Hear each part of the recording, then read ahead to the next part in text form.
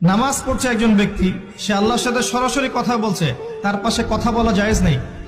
এমনকি নামাজরত ব্যক্তির পাশে কোরআন তেলাওয়াত করাও জায়েজ নেই। আমি কথা কি বুঝতে পারছেন?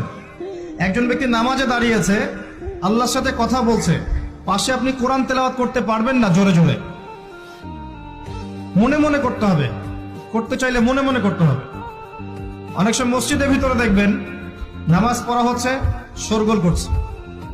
নবী সাল্লাল্লাহু আলাইহি ওয়াসাল্লাম বলেছিলেন, আখিরুজ জামানে, তিরমিজিতে আছে হাদিসটা, আখিরুজ জামানে ইসলামের নামটুকু থাকবে, ইসলামের প্রকৃত বিষয়গুলো থাকবে না।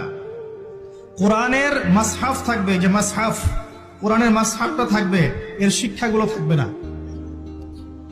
মসজিদগুলো হবে চাকচিক্যময়, কিন্তু মসজিদ হবে হেদায়েত শূন্য। আর চতুর্থ লাইনটা আরো ভয়ঙ্কর। 4 নম্বর লাইনে গিয়ে নবীজি বলেছেন সাল্লাল্লাহু আলাইহি ওয়াসাল্লাম, আসমানের নিচে জমিনের উপরে আল্লাহর সবচেয়ে নিকৃষ্ট সৃষ্টি হবেন এক শ্রেণীর আলেম, যাদের থেকে ফিতনা ছড়াবে এবং তাদের দিকেই ফিতনা ফিরে আসবে। তিরমিজির মধ্যে হাদিসটা আছে, যে কোনো আলেমকে জিজ্ঞাসা করেন এটা কোন শ্রেণীর আলেম, এটা বোঝার জন্য আপনার পিএইচডি করার দরকার নাই।